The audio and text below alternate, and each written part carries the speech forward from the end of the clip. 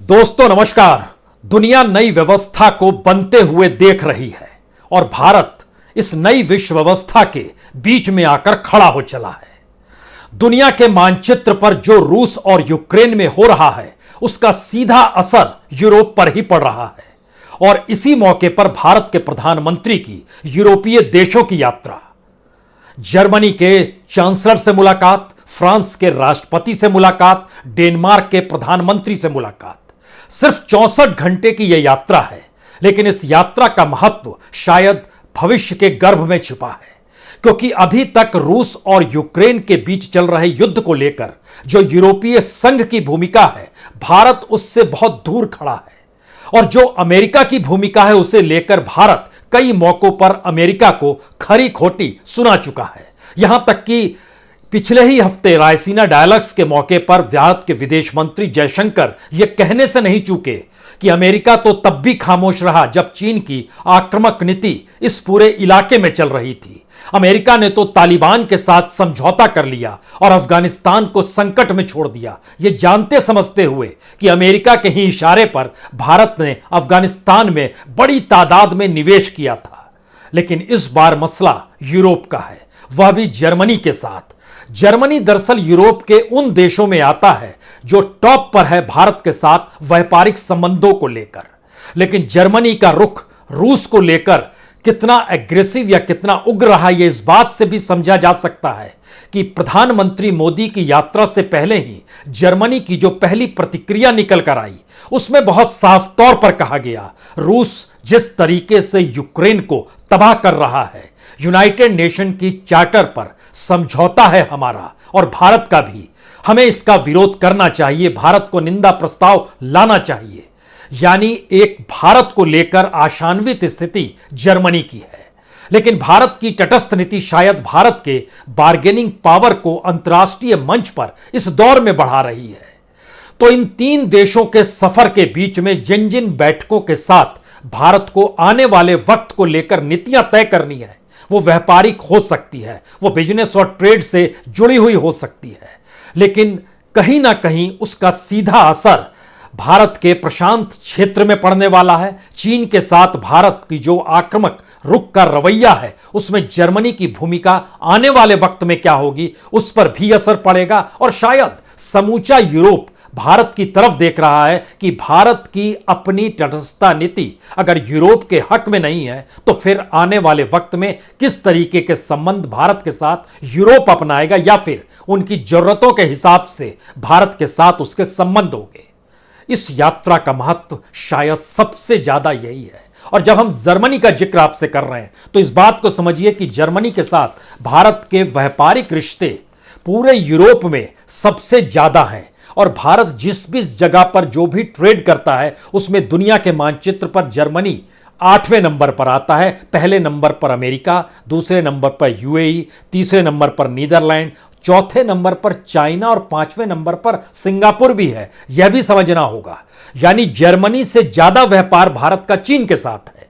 और चीन को लेकर भारत की चिंता अंतर्राष्ट्रीय मंच पर बार बार जाहिर की गई है और जर्मनी उसमें एक सवाल खड़ा कर रहा है कि जब तक वैश्विक दबाव रशिया पर नहीं बनेगा तब तक हम उन इलाकों पर कोई चर्चा नहीं कर सकते हैं जिसका जिक्र भारत चीन को लेकर प्रशांत क्षेत्र में करना चाहता है। यह मैसेज क्या है? मैसेज बहुत साफ है। इस यात्रा का मतलब बाजार, व्यापार, मुक्त अर्थव्यवस्था, मुक्त व्यापार संबंध, इनसे हटकर कहीं ना कहीं उन दो शब्दों का है जो क्या भारत रूस के खिलाफ जा सकता है या नहीं जा सकता है। क्योंकि यहां मसला अमेरिका और रूस का नहीं है जो कि दो पोल की तरह बीते 70 सालों से दुनिया की राजनीति को प्रभावित करते आए हैं, कूटनीतिज्ञता को प्रभावित करते आए हैं। कोल्ड वार हर किसी ने देखा है, न्यूक्लियर एस्पेक्ट दोनों का किस रूप में चला यह भी 50 के दशक से दुनिया ने देखा है। लेकिन इस बार सवाल यूरोप का है। समझिए जरा जर्मनी के साथ पहले व्यापारिक संबंधों को समझ लीजिए जिसका जिक्र बार बार हो रहा है, क्योंकि 1700 से ज्यादा जर्मन कंपनियां भारत में सक्रिय है और भारत की भी 200 से ज्यादा कंपनियां जर्मनी में सक्रिय है। 4 लाख से ज्यादा डायरेक्ट या इनडायरेक्ट वे में जर्मनी की कंपनियों ने भारतीयों को रोजगार भारत में दिया हुआ है और 1000 से ज्यादा लाइसेंस ऑफिसर्स जो होते हैं वो लगातार काम करते रहे हैं। यानी ट्रेडिंग पोर्शन के लिहाज से यूरोप के में जर्मनी के साथ भारत के संबंध सबसे बेहतर हैं, लेकिन जितना माल जर्मनी से भारत आता है उसकी तुलना में भारत का माल जर्मनी में कम एक्सपोर्ट होता है। यानी वहां पर भी भारत नेगेटिव में है और भारत आज की तारीख में अपने व्यापार को एक्सपोर्ट के जरिए बढ़ाना चाहता है। तो क्या भारत की यह बार्गेनिंग पावर जर्मनी के साथ नए समझौतों की दिशा देगी? क्योंकि 2021 का अगर एनालिसिस करें तो 9.51 बिलियन डॉलर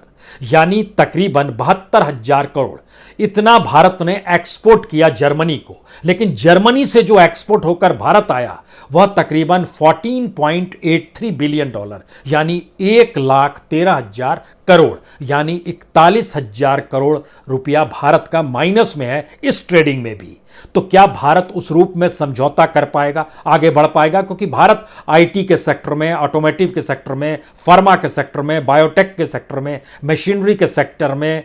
बॉयलर के सेक्टर में, इलेक्ट्रॉनिक इक्विपमेंट के सेक्टर में भारत लगातार एक्सपोर्ट एक लंबी कतार है। लेकिन दूसरी तरफ जर्मनी भी एयरक्राफ्ट हो, स्पेस क्राफ्ट हो, इलेक्ट्रिकल इक्विपमेंट का जिक्र हो, इलेक्ट्रॉनिक इक्विपमेंट का जिक्र हो, मेडिकल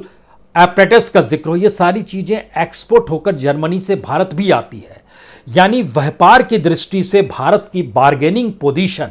अपने एक्सपोर्ट को जर्मनी में बढ़ाना है और वहां से आ रहा माल अगर जर्मनी के दृष्टिकोण से समझे भारत को लेकर तो भारत के साथ व्यापारिक संबंध बनाना उसकी भी जरूरत है। लेकिन भारत की जरूरत कहीं आगे की है क्योंकि भारत की आर्थिक परिस्थितियां मौजूदा वक्त में इस बात की इजाजत देती नहीं है कि यूरोप को लेकर वह किसी भी तरीके से ऐसे रास्ते पर चल पड़े जहां से व्यापारिक संबंध ना हो पाए। मुक्त व्यापार को लेकर पिछले दिनों भी बातचीत हुई, रायसीना डायलॉग्स में भी बातचीत हुई, यूरोपीय संघ की प्रेसिडेंट आई उनसे भी बातचीत हुई। लेकिन ध्यान दीजिए जब जब वो लोग अपने देश लौटे तो हर किसी ने जिक्र रूस और यूक्रेन का किया, क्योंकि यूक्रेन एक लिहाज से वो आखिरी स्टेट है जिसके बाद यूरोप का रास्ता खुल जाता है रूस के लिए और उसकी सीमा पर रूस खड़ा होगा।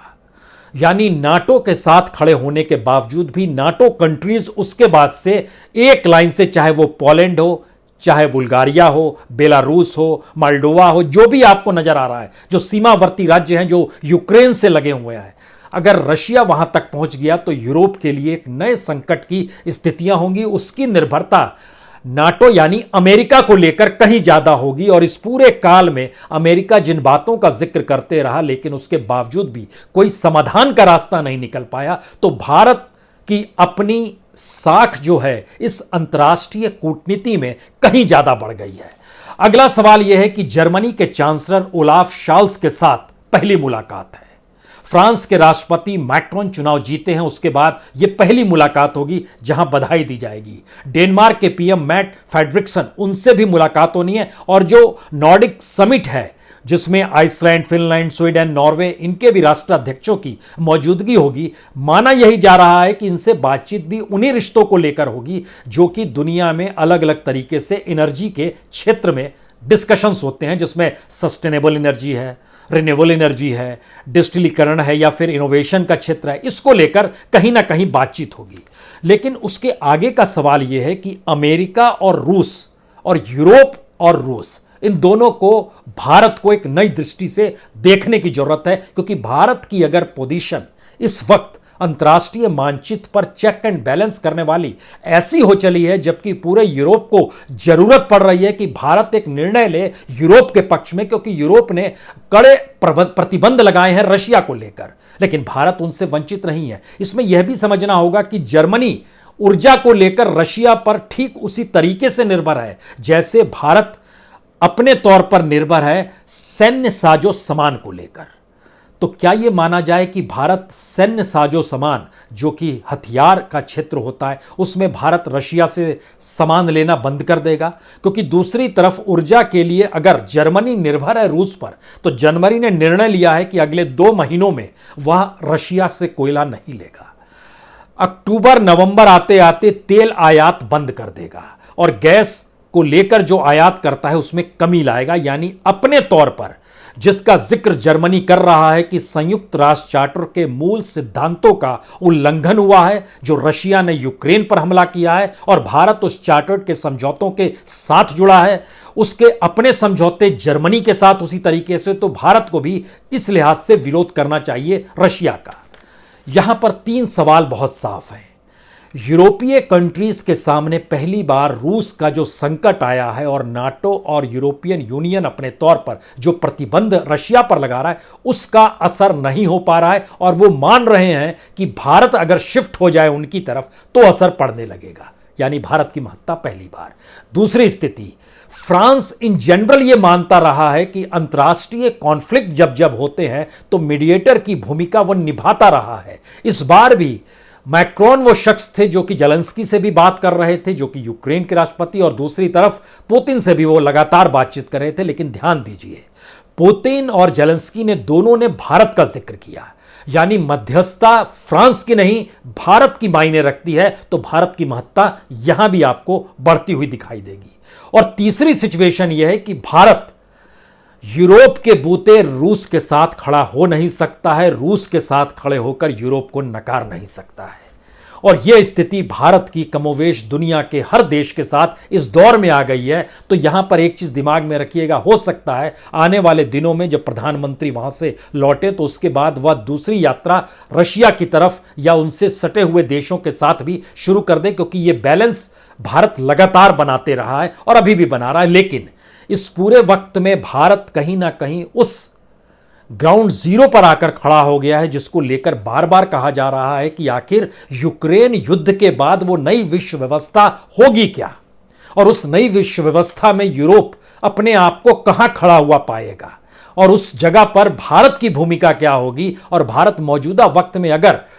तटस्थ रहकर या किसी भी के साथ खड़ा ना होकर अपनी सिचुएशन को मजबूत किए हुए है, तो आने वाले वक्त में जो कि आर्थिक युद्ध की दिशा में ही दुनिया को ले जा रहा है और जहां पर चीन दुनिया के लिए भारी पड़ रहा है, वहां चीन को लेकर भारत के साथ किसी टकराव में यूरोप की भूमिका क्या होगी, अमेरिका की भूमिका क्या होगी, रशिया की भूमिका क्या होगी, यह सारी सिचुएशन भारत को उस पोजीशन में लाकर खड़ा करती है कि क्या वह भविष्य की पॉलिसीज को देखकर मौजूदा वक्त की रणनीति को बना रहा है। इसीलिए इन यात्राओं पर जोर दिया जा रहा है, यकीनन ये दिया जा रहा है। इसीलिए इस यात्रा का महत्व धीरे धीरे बहुत ज्यादा बढ़ते चला जा रहा है। दूसरी बड़ी बात यह है कि यूरोपीय देश जितनी बड़ी तादाद में रूस और यूक्रेन के साथ 3 मामलों को लेकर बड़ा साफ मसला था, गैस, एनर्जी और जो खास तौर से अनाज का मसला था, अनाज, फर्टिलाइजर और एनर्जी, इन तीनों को लेकर जो दुनिया भर में संकट की परिस्थिति आई है, कीमतें बढ़ रही हैं, वहां पर जितनी डिमांड है उतनी सप्लाई नहीं हो पा रही है, चूंकि रूस और यूक्रेन से सारी सप्लाई बंद कर दी गई है और जो अंतर्राष्ट्रीय तौर पर व्यापार के जो रास्ते थे वह भी डाइवर्ट हो गए हैं। दुनिया में इन्फ्लेशन लगातार बढ़ रही है, दुनिया एक मंदी की तरफ बढ़ रही है। तो ऐसे में क्या भारत की तटस्थ नीति यूरोप के साथ ना खड़ा होकर या यूरोप को किसी बार्गेनिंग सिचुएशन में लाकर अपने लिए अनुकूल परिस्थिति भारत बना पाएगा? यह यात्रा उस दिशा से भी बहुत महत्वपूर्ण है। मसला सिर्फ यह नहीं है कि जर्मनी के चांसलर से मुलाकात, फ्रांस के राष्ट्रपति से मुलाकात या डेनमार्क के पीएम के साथ मुलाकात या नॉर्डिक समिट में बातचीत करना। सवाल यह है कि इनके समानांतर में जो सिचुएशन आने वाले वक्त में इकोनॉमिकली दुनिया को दिखाई दे रही है, जिस मंदी को लेकर और जिस इन्फ्लेशन को लेकर एक परेशानी है, उसमें दुनिया के कई देशों के आपसी व्यापारिक संबंधी एक दूसरे को बचाएंगे, यह भी महत्वपूर्ण हो चला है। और एक चीज बहुत साफ यहां हो जानी चाहिए कि जो युद्ध हो रहा है उस युद्ध से दुनिया का हथियार बाजार और उस हथियार बाजार में अमेरिका के भीतर भी जो हथियार का मार्केट है उसमें लगभग 15% प्रॉफिट का इजाफा इसी दौर में हुआ है जब से युद्ध शुरू हुआ है। यानी कहीं ना कहीं इकोनॉमिक एस्पेक्ट इस अंतर्राष्ट्रीय कूटनीति को प्रभावित कर रहा है। लेकिन यूरोप के देश चाहते हैं भारत कोई निर्णय ले और भारत यह चाहता है कि इस दौर को कहीं ना कहीं भारत के अनुकूल बनाने की दिशा में लाया जा सके, खास तौर से इकोनॉमिक एस्पेक्ट में। क्योंकि भारत अर्थव्यवस्था के लिहाज से जो डामाडोल स्थिति है, इसका जिक्र वर्ल्ड बैंक और आईएमएफ दोनों कर चुके हैं। और यह भी समझिए कि अंतर्राष्ट्रीय तौर पर जो पैसा भारत के शेयर बाजार में भी लगा था, जो विदेशी निवेशक थे, उन्होंने इस दौर में बहुत पैसा निकाला है। अप्रैल के महीने में ही 17,000 करोड़ से ज्यादा विदेशी निवेशकों ने पैसा निकाला है। और अगर बीते 6-7 महीनों में देखेंगे तो यह 1,13,000 से ज्यादा पैसे की निकासी की गई है, क्योंकि अमेरिका के सेंट्रल बैंक का कहना है कि वह अपने यहां जो पैसा लगाएंगे उनको इंटरेस्ट बढ़े हुए रेट में देगा, यानी एग्रेसिव इंटरेस्ट रेट की दिशा में अमेरिका अपने कॉरपोरेट कंपनियों को लाभ पहुंचाने की दिशा में ले जाना चाह रहा है। तो जाहिर है वो भारत से पैसा निकाल रहे हैं या दुनिया के कई देशों से पैसा निकाल रहे होंगे। तो भारत की अर्थव्यवस्था के भीतर में इकोनॉमी बड़ी मायने रख रही है इस वक्त में। तो भारत के संबंध अंतर्राष्ट्रीय कूटनीति में अर्थव्यवस्था के जरिए किसी ना किसी हालत में समझौते की दिशा में किस तरीके से जाएंगे, शायद यह बड़ा महत्वपूर्ण है। लेकिन भारत रूस की निंदा करे जैसा यूरोपीय यूनियन के कई देश चाहते हैं, यह बड़ा मुश्किल सवाल है। और भारत अनाज, ऊर्जा और फर्टिलाइजर को लेकर भारत के भीतर भी संकट आया है, फर्टिलाइजर को लेकर संकट आया है। अनाज की दृष्टि से तो भारत परिपूर्ण है, लेकिन एनर्जी के लिहाज से देखिए तो तेल की कीमत अब आने वाले दिनों में कहा जा रहा है कि 130 से 160 डॉलर तक पहुंचेगी, यानी प्रति बैरल उसकी कीमत जो बढ़ती चली जाएगी। भारत अपने यहां उसके असर को कैसे रोक पाएगा, और रोकने की दृष्टि से जो दुनिया के दूसरे देश हैं वह किस रूप में भारत की अर्थव्यवस्था को सुदृढ़ बनाने में मदद करेंगे, ये सारी चीजें बड़ी मायने रखती है। हालांकि प्रधानमंत्री मोदी की यात्रा बहुत दिनों के बाद हुई है, और इसमें यह भी समझना होगा कि यूरोपियन यूनियन की अध्यक्ष जो उर्सुला वॉन थी, वो जब भारत आई थी तो इस बात का जिक्र बार बार हो रहा था कि किस रूप में भारत के साथ मुक्त व्यापार के रास्तों को खोला जाए। लेकिन उसके आगे की परिस्थिति, जब वो लौटती हैं यूरोप, तो वहां वो कहती है कि वैश्विक कार्रवाई ही भविष्य की दिशा तय करेगी। और भविष्य की दिशा के दायरे में भारत का प्रशांत क्षेत्र भी आता है, जो कि समुद्री क्षेत्र है। इसको लेकर वो किस रूप में क्या कहेंगे। अंतर्राष्ट्रीय मंचों पर भारत के विदेश मंत्री जयशंकर ने, चाहे वो अमेरिका में हो चाहे रायसीना डायलॉग्स में हो, बहुत खुले तौर पर उन परेशानियों का जिक्र किया कि भारत के साथ कोई भी कभी भारत की मुश्किलों के साथ कहां खड़ा होता है। लेकिन हर चीजों के साथ एक पक्ष और देखना होगा। अगुवाई अमेरिका कर रहा है नाटो को लेकर, और यूरोपीय देश भी अमेरिका के साथ खड़े हैं। फ्रांस के समझौते, फ्रांस के रिश्ते, जर्मनी के रिश्ते, यूनाइटेड किंगडम के रिश्ते जो अमेरिका के साथ हैं, वो भारत के साथ उतनी करीबी रिश्ते नहीं हैं। तो क्या अमेरिका के निर्णय यूरोप को प्रभावित करते रहे, और यूरोप अब चाहता है कि वो भारत को प्रभावित करे, अमेरिका प्रभावित नहीं कर पाया, तो क्या एक नई सिचुएशन बन रही है इस पूरी प्रक्रिया में। और शायद न्यू वर्ल्ड ऑर्डर को लेकर यही यूरोपीय यूनियन के सामने एक सवाल है कि आने वाले वक्त में उसको भूमिका उसकी एशियाई देशों को लेकर कहां होगी, जहां पर उसको अपने अनुकूल देश के तौर पर इंडिया ही नजर आता है। क्योंकि ध्यान दीजिए, इस पूरे इलाके में यूरोपीय यूनियन की रुचि चीन के साथ नहीं है, रशिया उससे दूर हो चला युद्ध के बाद से, ईरान के साथ नहीं है, अरब वर्ल्ड के साथ नहीं है, पाकिस्तान के साथ नहीं है, बांग्लादेश के साथ नहीं है, श्रीलंका अपने आप में खस्ता हालत में है। तो भारत ही एकमात्र देश है जिसकी इकोनॉमी, जिसका बाजार यूरोपीय देशों को आकर्षित करता है, और यूरोपीय देश भी भारत के बाजार का उपयोग करना चाहते हैं। तो अंतर्राष्ट्रीय कूटनीति में जब पहली बार अर्थव्यवस्था और सामरिक परिस्थितियां टकरा रही है, तो भारत उसके केंद्र में यूरोपीय देशों के लिए आकर खड़ा हो गया है। एक आखिरी सवाल, जो यूक्रेन से सटे हुए देश जिसमें हम जिक्र कर रहे थे, पोलैंड का, बेलारूस का, मोल्डोवा का, रोमानिया का, अगर रशिया यहां तक पहुंच जाता है और उसके बाद उसके हथियारों की तैनाती इन जगहों की सीमाओं पर भी हो जाती है, तो ये सीधे सीधे रशिया की एक लिहाज से थ्रेट होगी यूरोप को, जो नाटो को लेकर पुतिन के जहन में शुरू से रहा है कि नाटो की भूमिका पूरे तरीके से एंटी रूस रही है।